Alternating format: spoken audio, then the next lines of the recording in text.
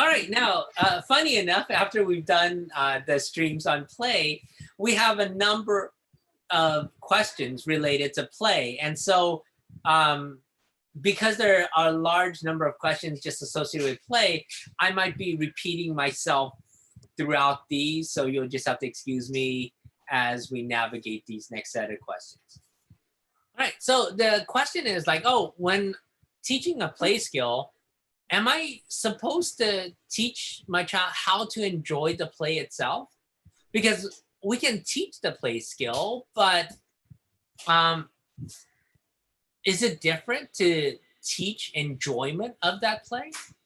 So do parents have to create a fun and entertaining environment in order for the child to learn to enjoy the play? Or do the kids naturally learn to enjoy the play as they master the skill?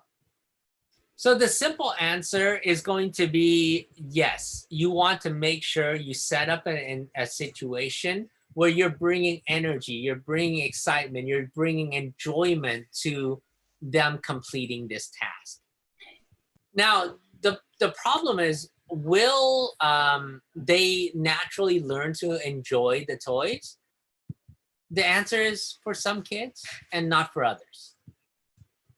Just like all of us, we have our own individual preferences for our downtime, for the things that we engage in. It's the same for all of our kids, that nothing you teach them in terms of the play with their toys guarantees that they're going to enjoy playing with that toy. What you're doing is you're making sure that they have enough exposure to that toy, they know how to play with it, so that the possibility of them enjoying that toy exists.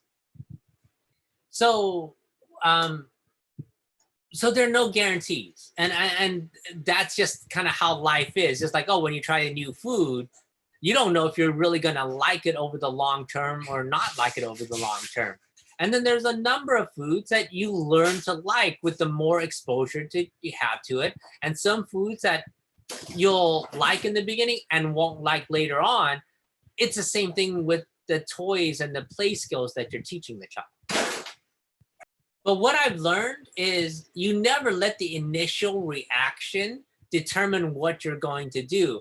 For myself, it's always, I'm going to teach you the skill. Once you learn it, once you have enough practice, you're either going to like it or you don't.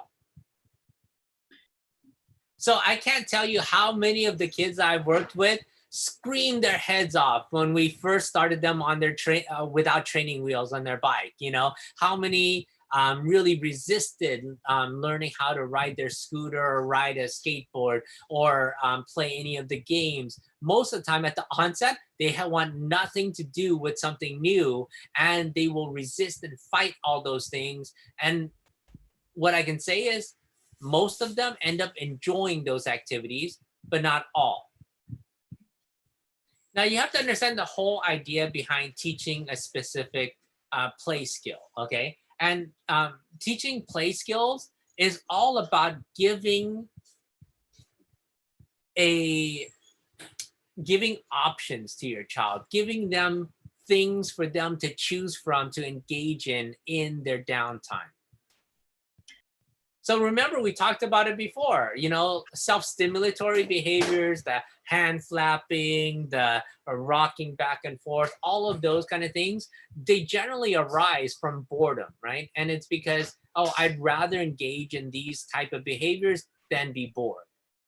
So what happens is that they engage in the self-stimulatory behaviors, and as you teach them more and more skill set, this skill set entertains them more than the self-stim does. And so what happens is the self-stims decrease as their appropriate toy play increases.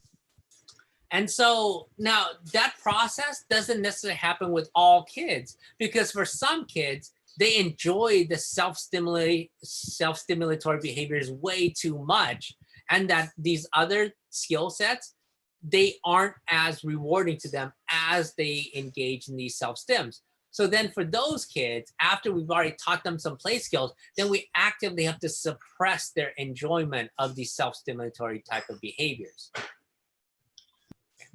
Now, the thing is that whenever you're teaching any of these play skills, you want to make sure that you make it fun, because you're trying to transfer your energy over to this toy. And so that the more that you pair that, the more that you pair any kind of enjoyable thing with this activity, like, oh, as soon as they finish this toy, I get you some ice cream sometimes. As soon as I finish this toy, we're going to heavily reinforce you. As soon as you finish this toy, there's this pairing going on with something that they really love.